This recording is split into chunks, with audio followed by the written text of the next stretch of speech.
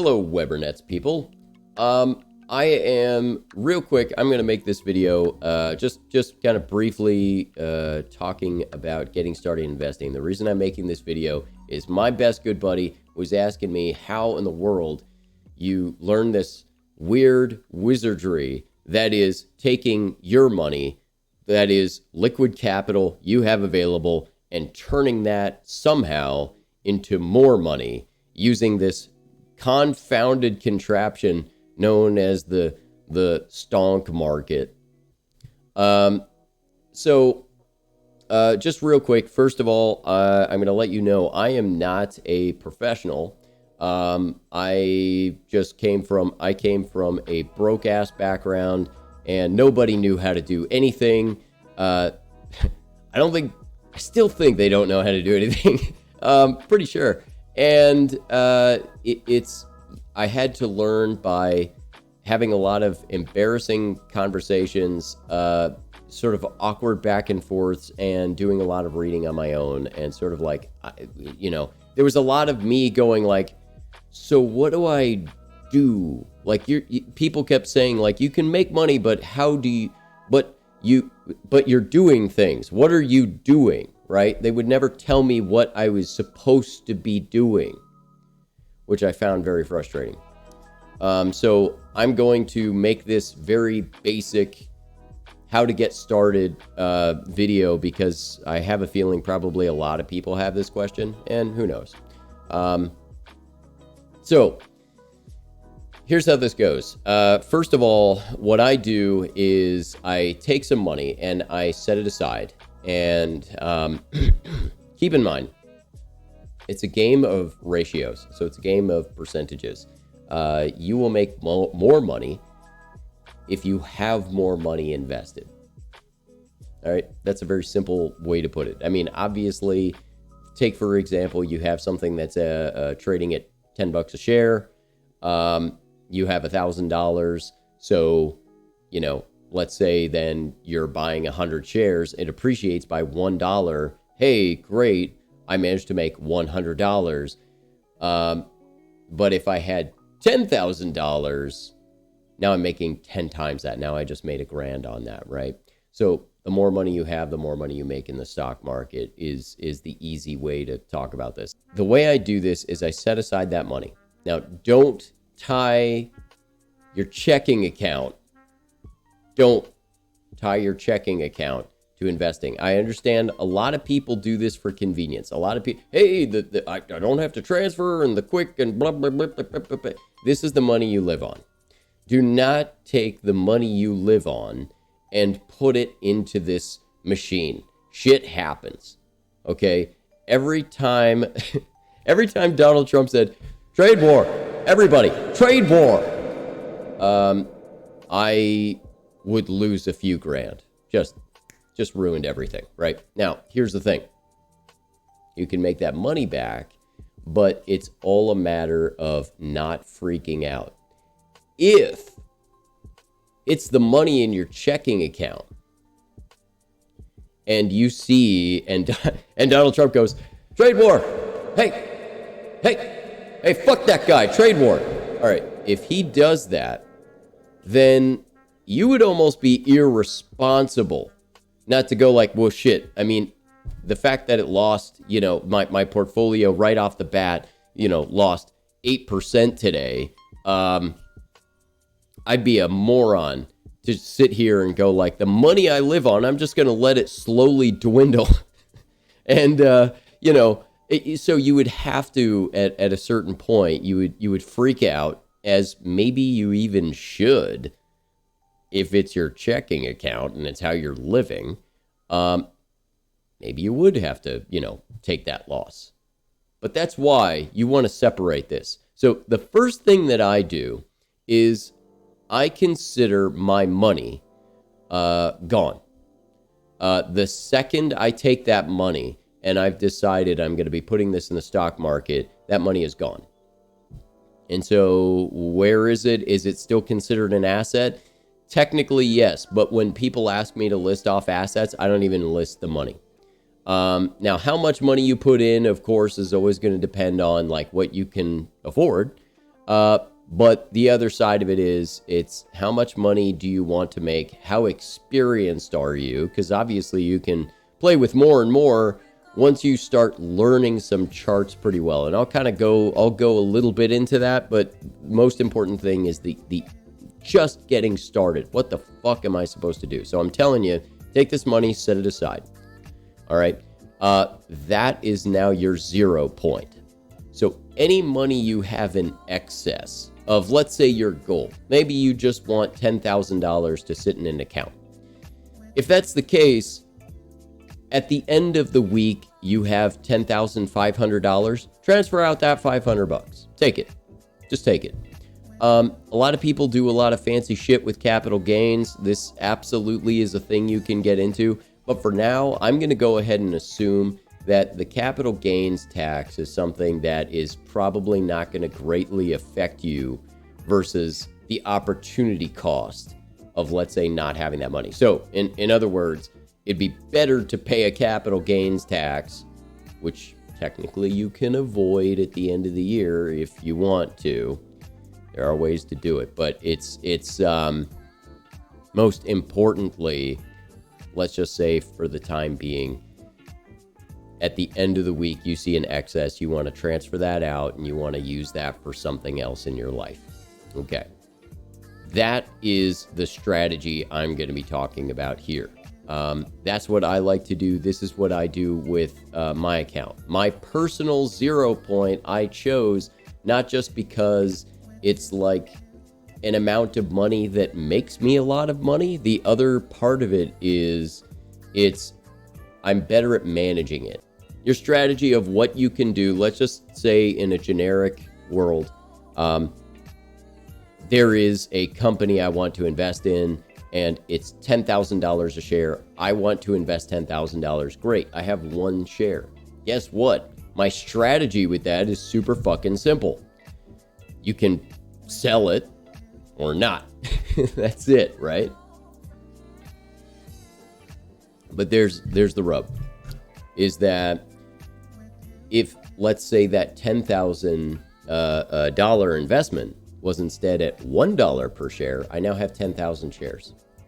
So I can start to get cute about what I do with it. You know, my initial investment was at $10,000. So if it finds itself at, $10,100 in value, I can sell some shares, take some of that, and then move it into something else, or take the capital gains, as may be the case, right? So there's stuff that suddenly becomes an option to you by virtue of how much money you have or how many shares you're able to purchase, okay?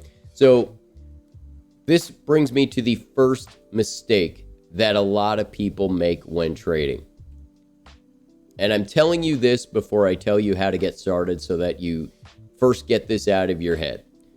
Because a lot of people will pick a trading platform because they'll go like, all right, let's see what's being traded here. And of course, the blue chips are all the things that are going to be very, Boeing is, $300, it's $320, 340, whatever, a share. And then you'll look at Apple, which recently made it into the 300 club, and fucking Amazon is $1,800. Okay, so that's my Echo device telling me like what $1,800 is. I forgot that its wake word was the A word. If you look at that and you go like, well, shoot, I just want to start with $200. And you don't have to feel embarrassed about that you're not starting with a lot of money. I've helped a lot of people get started with investing, and many of them only started with a couple $100. But I help them avoid this because their intuition pushed toward this idea. If I only have $200 and I want to purchase more shares of something so that I have some options on the table, or, I'm dealing with a lot of shares, feel like I'm making more money because I have more shares. It has nothing to do with that. If you find yourself trading something that is a small cap stock, so this would be something with a low overall market share or valuation, okay, you will be maybe hitting penny stock territory. And that's actually not where it is, where some people without a lot of money play. But actually, it's where people with a lot of money and a lot of experience play. It moves very fast, and it's much harder to trade. Much, much, much harder. Okay? I'm going to emphasize that. Much harder. If you are trading penny stocks, you need to be paying fucking attention. And when you don't have experience, you don't know what you're looking at, and you will freak out and lose a shit ton of money, and it will take minutes. And I'm not exaggerating. I've made 12 grand on a penny stock in 20 minutes, and I've lost 6 in 5. It's bananas, okay? And I'm just telling you, don't start there. Do not start in penny stocks. Do not trade. I understand you can buy more shares. It has nothing to do with the number of shares. There are a lot of different platforms you can choose. I personally, just for the sake of argument, my favorite so far of all the ones that I've seen, just in terms of ease of use, good commission. Right now I have $0 trades on the platform, meaning it costs me nothing to make a trade. It is Merrill Edge. Okay, so Merrill Edge is a platform that is a subsidiary of Bank of America, and they're great. You call them up and you let them know that you want to get started trading. Okay, so that's step number 1. So step 2 in the process is they will be asking what kind of an account you want, whether or not you want to do options. I'm not going to be talking about options. To give you just a brief explanation of what that is, it's like insurance for stocks. Okay, that's a rough description, but the idea is people they want a stock, for instance, they want to be able to sell it at $60. I want that, ability to sell at 60. If that's the case, then, I can buy that option and I can exercise that option. And now, how expensive that insurance policy becomes depends on the likelihood of that thing actually, being valuable, right? Basically, you tell them that you want just a stock trading account. They'll ask you whether or not you want to do margin. Say yes. Say yes to margin. Always say yes to margin. The reason you want to do that is it will help you with avoiding many potential violations. An example here from, what is this, Fidelity? And again, you can use, if you want, you can use Fidelity, you can use, Charles Schwab, you can use IBKR, you can use Wells Fargo, everybody has a self-directed platform. So feel free, shop around, see whatever you want. The reason I like Merrill Edge, I've let you know, I get the $0 commission trades. They're easy, the platform is easy, it's very intuitive, and they trade everything I want. And I'm not doing as many pennies in that account. In that account, I'm not doing a lot of penny flipping. I would encourage that, because you're new, I would not recommend that you try to flip pennies. It's a bad news bears situation. Incidentally, you'll learn quickly. You'll just learn by losing all your money. So, you have things like, cash liquidation violation. So what's an example? Cash available to trade is 0 on Monday. You buy $10,000 of ABC stock. On Tuesday, he sells 12.5 of XYZ to raise cash to pay for ABC that will settle on Wednesday. And this is that thing. It takes 48 hours for your sales to clear. So you don't actually have the money available. And so that's a cash liquidation violation here. You don't have, you're supposed to wait 48 hours before you'll actually have that money available to you. So because of that, you're using money you don't have in order to make a purchase. And that's very similar to a free riding, where you're paying for the same stock now using the capital gains from that stock. This is a fairly extreme example, but they say that this person, Trudy, has $5,000 cash available to trade. On Monday morning, she buys $10,000 of ABC stock with the intention of sending $5,000 before Wednesday through an electronic transfer. Sure. All right. But then on Tuesday, ABC stock rises dramatically in value due to rumors of a takeover. And later in the day on Tuesday, Trudy sells ABC stock for $15,000 and decides it's no longer necessary to spend the $5,000. You can't do that, because now you just use those capital gains to pay for that initial purchase that made you the money. So they were fronting you that money. So if you don't have a margin account, you're playing with house money, and you're not supposed to. So I'd highly recommend, if you have and you can see what this is, if you can incur one free riding violation in a 12-month period in a cash account, your brokerage will restrict your account. So that's a cash account. All right. If you have a margin account, you can avoid these things. So just get a margin account. It's the thing. And I understand. Here's the thing. It's technically lending. So they're technically lending you money, except the duration is so short that impact is negligible to you versus the insurance it buys you by having it. Okay. So the impact tends to be fairly minimal, and it also allows you to make trades very quickly. So if I want to sell ABC stock and I want to move it into XYZ, I can do that now within the same day, because I don't have to wait for the funds to clear. It's gone there. All right. This is a nice way to keep yourself covered. Get a margin account. Okay. So now that you've been set up with an account, what do? Well, now you have to fund it. And you fund it just by, you could be doing a wire transfer, right? You can do that through your bank, or a lot of times you can set up an electronics transfer. So now that your account is funded, because again, it really is that simple. Now, a lot of times they will ask, when you're starting your account, they will ask you how experienced you are in trading.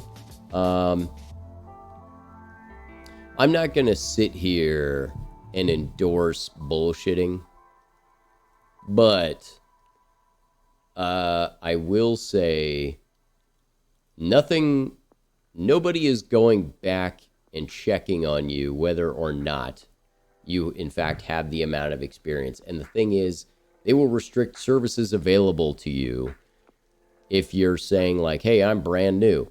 They don't want to get stuck with somebody who is going to cause a lot of problems for them. All right. That's their situation. And actually, honestly, you guys are on the same page, because neither of you want that. So you should, keep that in mind. If somebody's asking, even when I was brand new, I first made the mistake of just being like, no, I'm brand new. And it was like, all right, well, I'm going to hamstring you. And if I just said I didn't do anything outrageous, I wasn't going to be doing anything outrageous. But if you get a margin account, you have the ability to short sell. And I cannot recommend to you enough to avoid short selling until you get a few transactions under your belt and appreciate how scary it is for you to see your money either increase or decrease. And sometimes, if you're not accustomed to seeing your money rapidly fluctuate, it's a little bit scary to see your money increase or decrease by, hundreds, sometimes hundreds, maybe even thousands of dollars. And so you can freak the fuck out, and it's easy to freak out.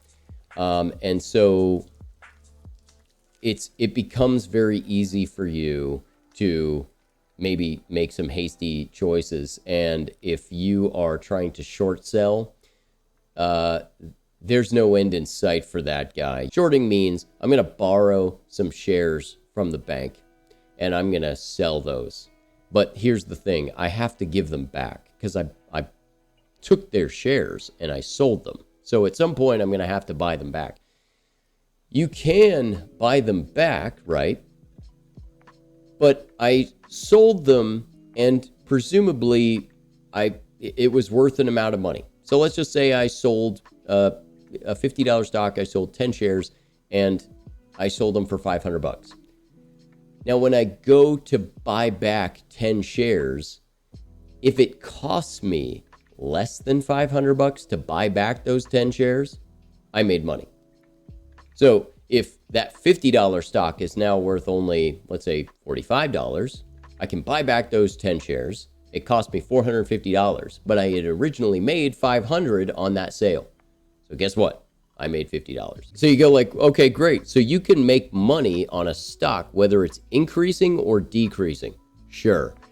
The risk with short selling is things tend to trend upward, and they tend to trend upward more often and more chaotically than they depreciate.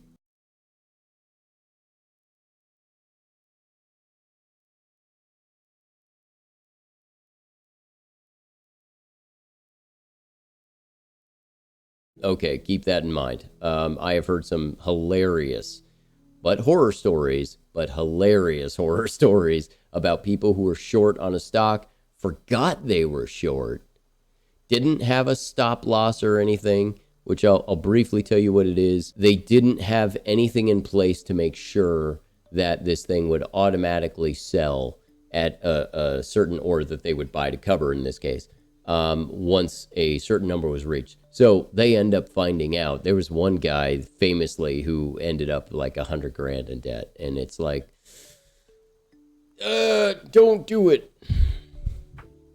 He really did not believe that company was going anywhere. And he fucked himself super hard. Part of the reason why they would restrict you on, say, a margin account, margin allows you to short sell.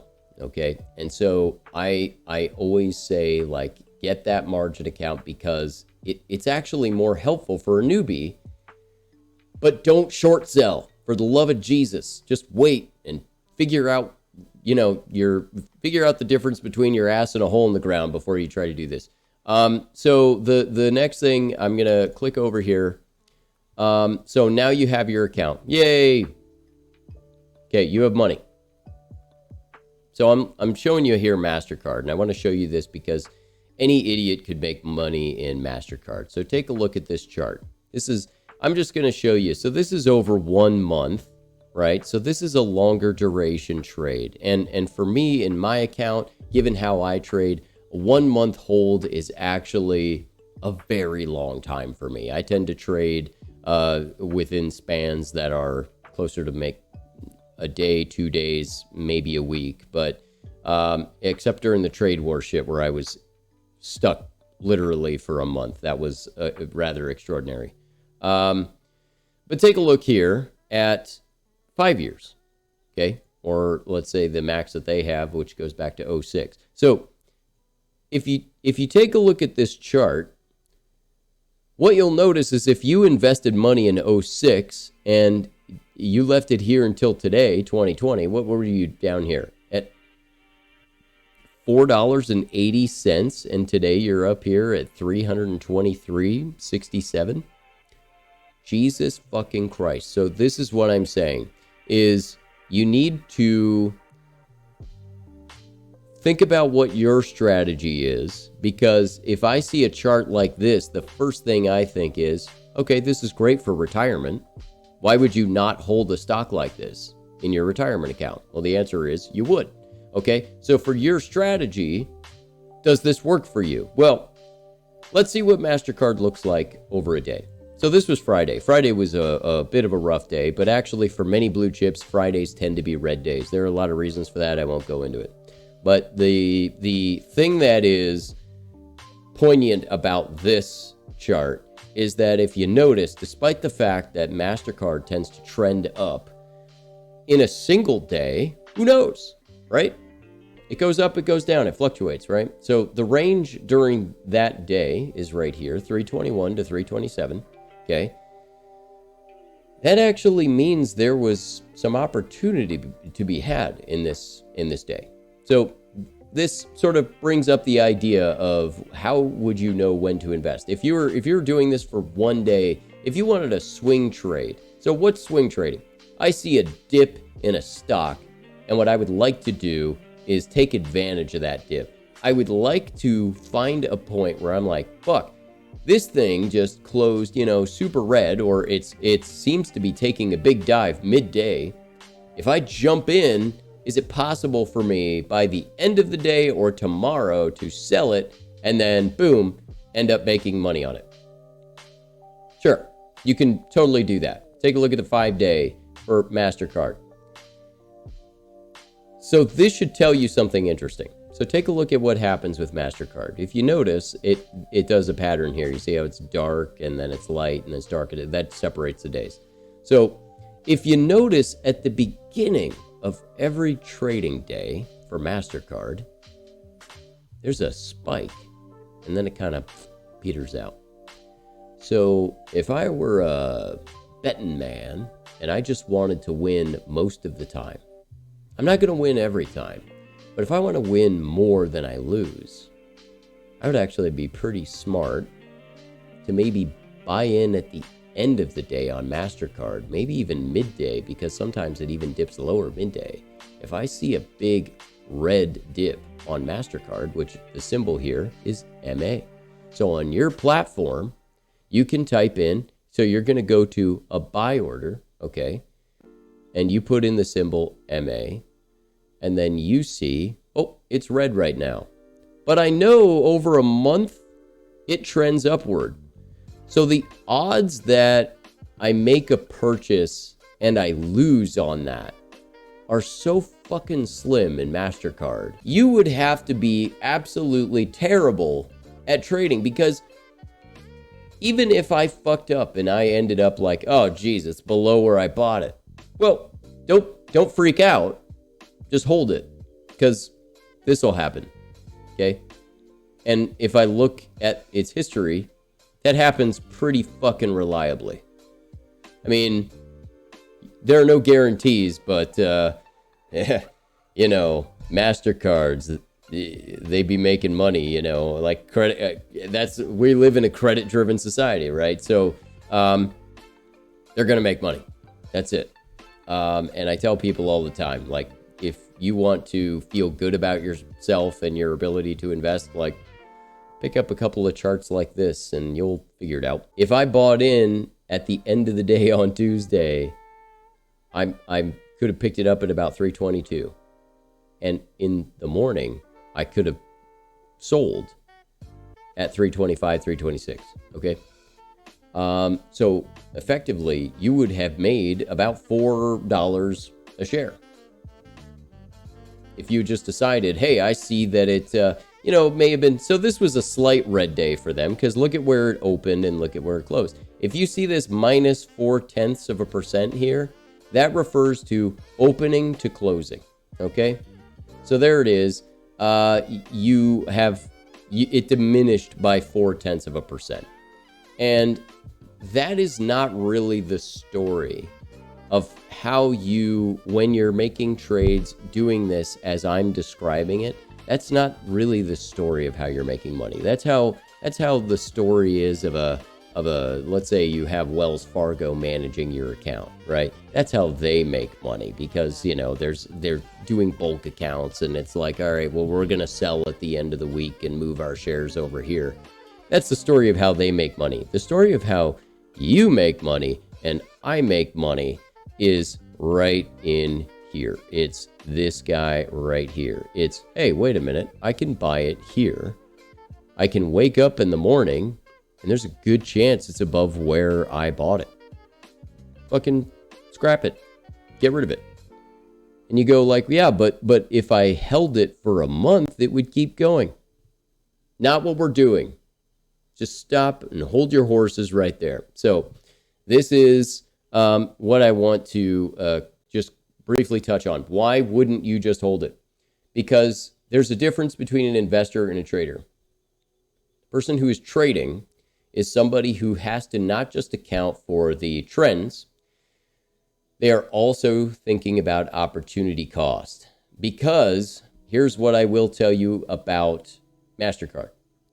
Here it was at $298 and it went up to $323. So $23 over the course of 1 month. And that's $23 per share. So how much were you actually able to buy? What were you actually... So the cost of this investment, so it's a really solid investment, but the downside is you don't make money super fast with it, but you will make it reliably. And this is the game you have to play. So when you're trading, what you need to be thinking about is not just, will this make money, but do I have opportunities somewhere else? So very often, if I am out of ideas, I don't see any good opportunities, I toss money into MasterCard at the end of the day.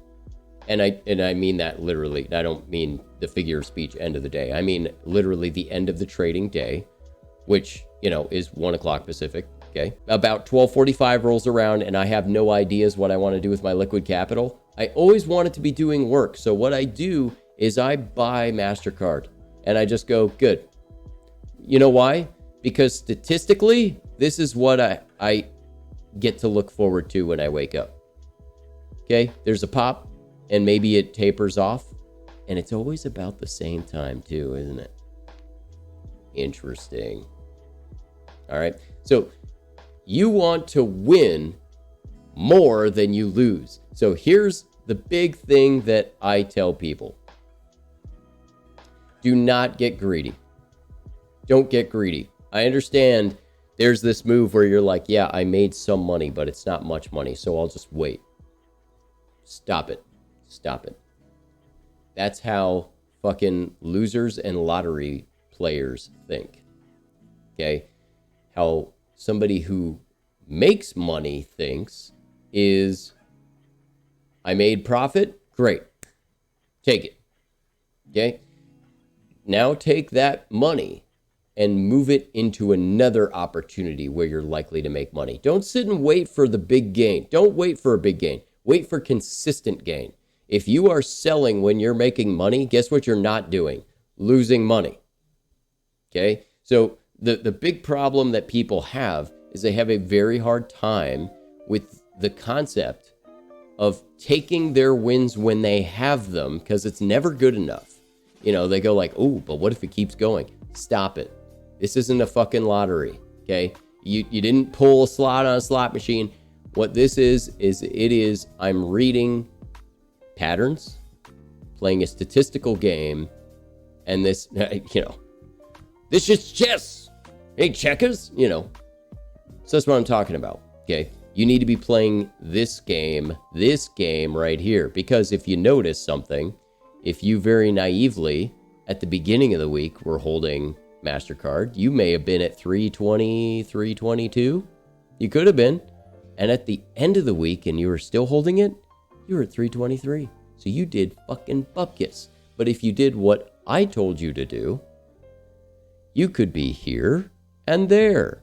You could be here and there. You could be here and there. So this is what I'm telling you. If you followed just the very simple, I'm not going to be greedy, I'm just going to play the pattern so that I can get some gain out of it, you would have many times over beaten that initial 1 week hold, okay? So that's the difference between being a trader and the investor, because an investor says, okay, I'm going to be holding here, and let's look 6 months out. Hey, there you go. If I were holding here, I would have been at, 280, let's say, and finish the 6 months at 323. Great. Okay. And it took no work. And you're right. It didn't take any work. That's not that you didn't make a lot of money. That's good. It's good. It made you money. That's fine. But if what you're trying to do is turn this into a supplement for your income, this did not do that. So it requires more work on your part to make money in the stock market. That is knowing your pattern. Now, of course, MasterCard is easy mode. It's easy. Like I said, you have to be an idiot to lose money in MasterCard. Let's look at CRON. This is a chart that would really piss you the fuck off if you were an investor, and it has pissed off many. If you were here, you were pretty happy here. If you're an investor here and you're still holding here, you're not so happy. Now, could you have known that this was going to happen? a lot of people, and I would put myself in this category, did, because I short sold. I short sold hard about here. They were overvaluing, and I still think they are a bit overvaluing CRON in terms of its market cap. But they had them well into the billions, well before other pot stocks. I mean, you know, and it was like they're up at 20, and then you'd see a few of them that they're $5, they're $1, they're $2, and they're up at 20. And it was like, I don't know what's going on, you know, what's happening here. They have the same, like in some way, oh geez, see, my Echo device is talking to me now. You need to understand the industry. So my advice to you, get to know a few charts. And when I say a few charts, I literally mean pick out, you know, 6, 7 charts and get to know them. Look at their behavior. Look at how the people who invest in it behave. This is a big thing. Let's look at Tesla just real quick. I'll show you Tesla. This is one that many in the sane investing community call a cult stock. And the reason that is that there are people who are zealots for and against Tesla. There are people who are perma bears. That means people who are always against it. And then perma bulls. These are people who are always for it. So the people who, you know, tend to short stocks are bears. The people who go long on stocks, so that means investing, thinking it will appreciate in value, are bulls. And the price that this is, of course, is going to be where they actually met during the trading day, not after hours. Okay, so there is something called aftermarket trading and trading and pre-market trading. And that's a completely different ball of wax. I would suggest that you watch behavior before you participate in pre-market or aftermarket. And the reason that is they act weird. Shit happens there that it tends to be a lot twitchier. In fact, I almost only use it for selling when it's outrageous or buying when it's outrageous, but it's almost never sane. All right, so that's something to think about. But if you look at Tesla, and the reason I'm showing this is that if you look, in May, they were at 185. Here they are at 564. A lot of people are waiting for another shoe to drop. But if you'll notice in this time frame, you've got to imagine there was some bad news in there somewhere, right? Well, there was. There was a lot of stuff that happened that didn't necessarily look great for Tesla. But it really didn't matter. So this should tell you that like Tesla, as a general rule, if you're somebody who, you know, if you're looking to swing trade, and that means you find a dip on something and you use that dip and you want to buy that in order to swing up to some higher, let's say I see it drop off by 5% one day and I'm just like, 5% dip, it's on sale, buy it, hold it for a day, sell it, right? Now, you say, well, what if in the same day I'm making some money, right? If it's in the same day, there's this thing that, you know, now we're getting into day trading. And that's a classification. It really is a classification by the SEC, okay? Day trading actually means that you buy and sell the same equity in the same day. You have to meet it. You can get away with it a couple times during the week. Usually your platform will warn you about it, like, hey, you're about to engage in day trading. And it's only a problem if you keep doing it consistently. If you don't meet, essentially the big thing is that you have to have $25,000 of cash value at least in your account. And I think most often the way it's enforced is like banks recommend like 30,000. Okay. If you do it, if you day trade regularly, you will end up kind of being benched. They'll stop you and they'll go, hey, bud, you're no longer allowed to even use your fucking margin account this way, okay? All right? Your funds are available to you after 48 goddamn hours, like the rest of the plebs. It's like, okay, that's what you get for day trading. All right. So, you can engage in it, but you need to have that value. That you need to have that $25,000. Now, if you don't have it, just keep in mind you can only do that a couple times during the week. Okay. If you exceed those couple times, you will end up getting, a day trading violation. The other thing is it's looking at the news, it's seeing what's going on, pay attention to things that are relevant to your stock. So, to give you an idea, it's a good idea to find a platform where you get quotes. So obviously this is Yahoo Finance. If you're sitting on your phone, you can always pull up Yahoo Finance on your phone. You can totally do that. You can get other programs. I use, what is it?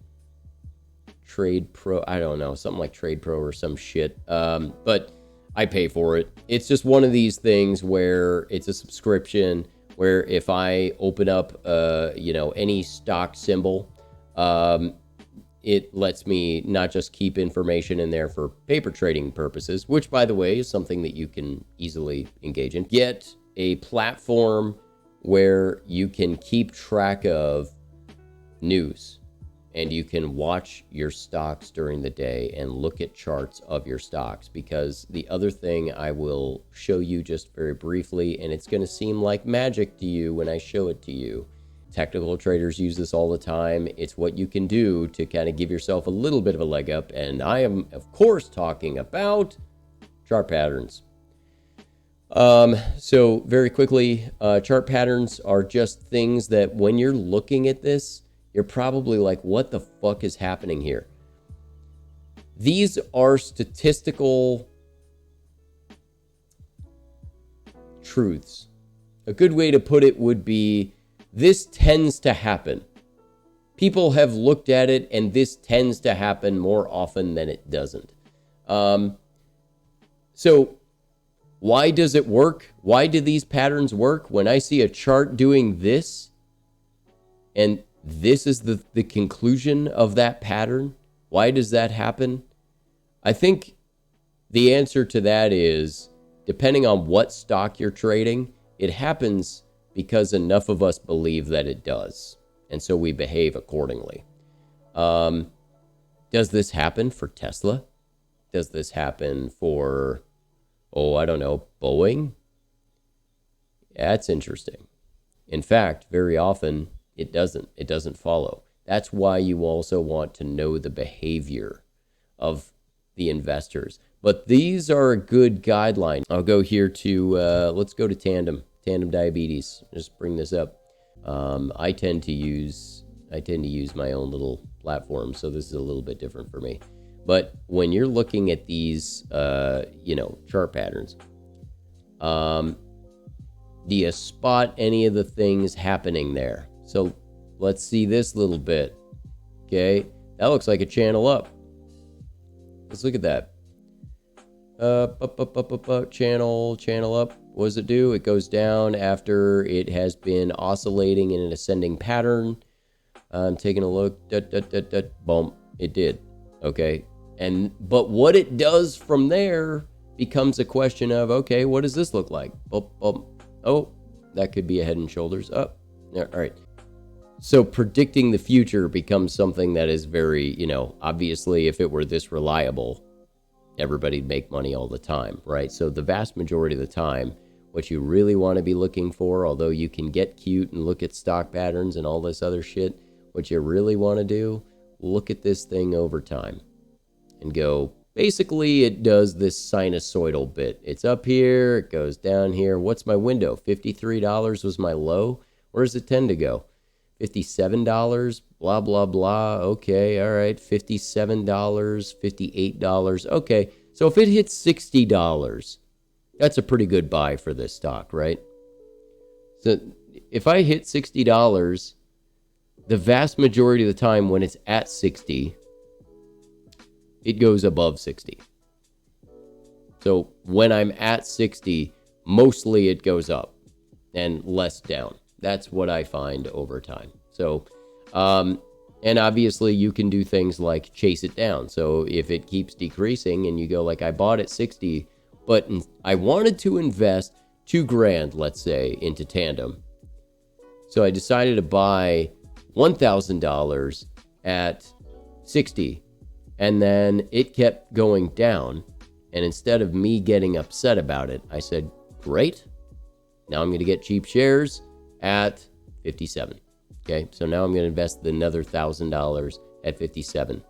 And so now that was better than me investing all of it here, because then when it appreciates in value and goes up to 70, I'm gonna make more money in terms of proportion than I would have if I purchased everything at 60, right? So that's the general idea.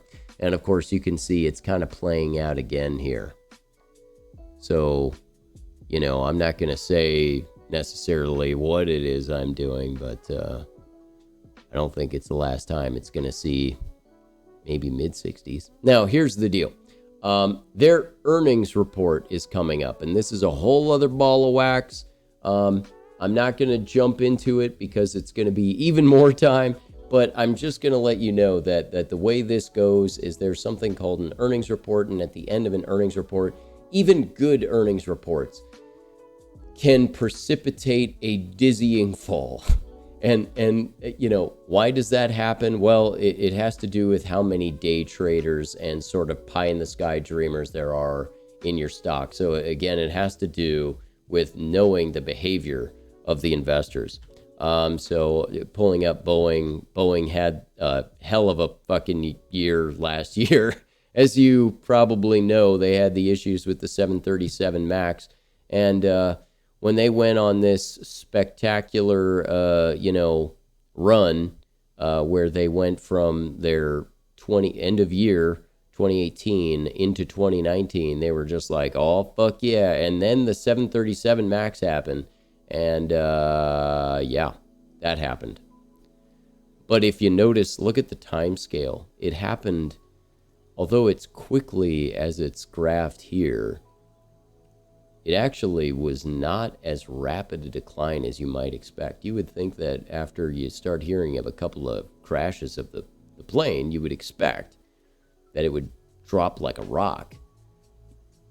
But it didn't, and it actually had some green data. I remember after another crash had happened, and they went up by 2%. It was the most confounding thing I'd ever seen in my life. But that's what I'm saying is, like, there are certain stocks that they're heavily inundated with a certain behavior. So you need to know what it is, and you need to study those events and what happens so that you know how to respond to them. So that's how you use this magical thing. Okay?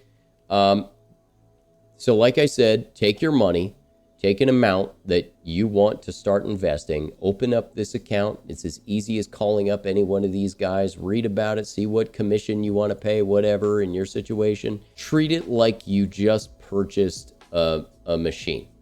Okay? That money is spent, it's gone. If you just spent, you're like, hey, I want to invest $10,000 in the stock market. Guess what? You just spent $10,000 on a machine. Now, technically, you can still get that money back out. That's fine. But psychologically, you need to get in the mindset that this money is gone. And the reason that's so important is that it becomes easier for you to see it decrease and increase without you losing your shit. Everybody says they're going to be calm until they're there. And then when they see their money go down, they freak out and they sell at the bottom. And then they see something that's increasing during the time they were losing, and they go, I want to be on a winning team. And they sell when it's decreasing, and then they buy the other while it's increasing. And then, of course, every dog has its day, and every day has its way of getting shit.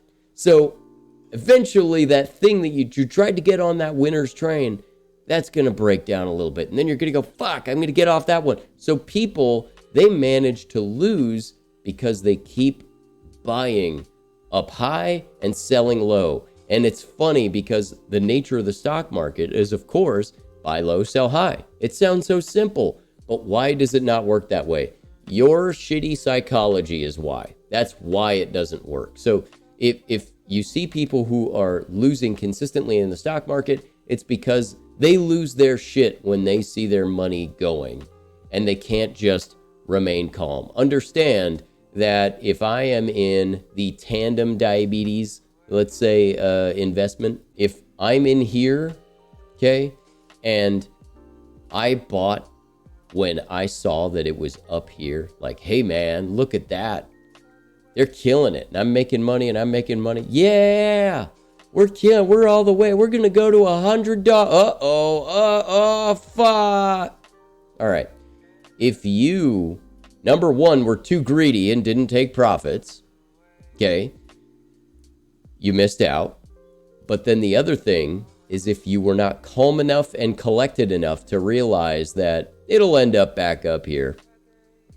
This is what sometimes is called a bull trap, because it's people are rallying, yeah, we're going to do it. We're going to make all the money in the world. We're all going to be millionaires, which is never how it works ever. And it drops off and oh God. But if you held your shares that you bought over here, if you held them until over here, so again, that would have been a couple of months. So this is why you want to be cautious about when you're buying shares, because it'll come back. It will. It'll come back. You don't have to worry. Don't panic. You see your money leave, you go, I lost $5,000 on this. Guess what? It's going to come back.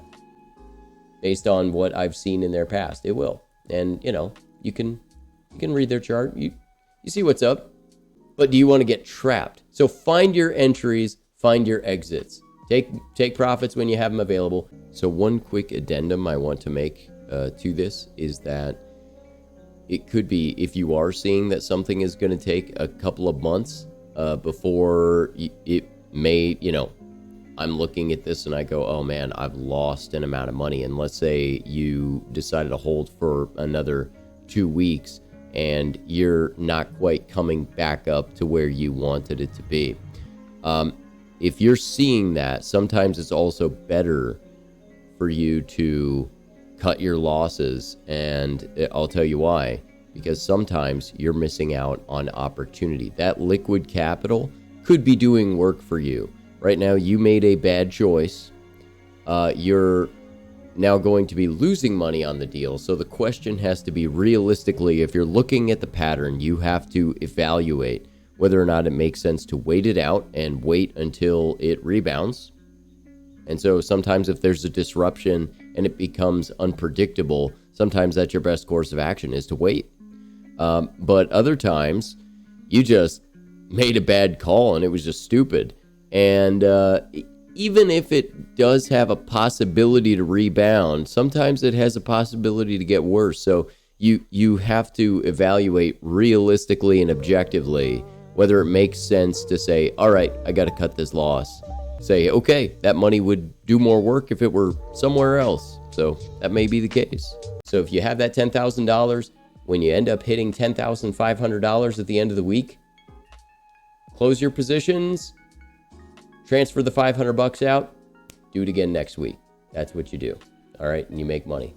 And that is, you do it greed-free and you do it with, humility, always with humility. The stock market isn't reacting to you. I know a lot of people feel like every time I jump into something, it tanks, and it's like, well, you've got to calm the fuck down. Okay. Follow what's going on. And, world events will affect things, but this is, things tend to follow the behavior of the people who are in it. And when more people are attracted to a stock and more people start trading a stock, then the behavior starts to change a little bit, and then the pattern starts to change, and that's when you get big differences in the price. But that's all I'll say about it for now. But maybe I'll do at some other point. I might, answer some other questions or, whatever. But if you have any questions, definitely, shoot me a message. I'll be happy to answer it. So I think that's good. Good luck. Full of fun and fancy free. That's the way I want to be. I don't let my troubles trouble me. Fancy free, full of fun. Got no time to worry none.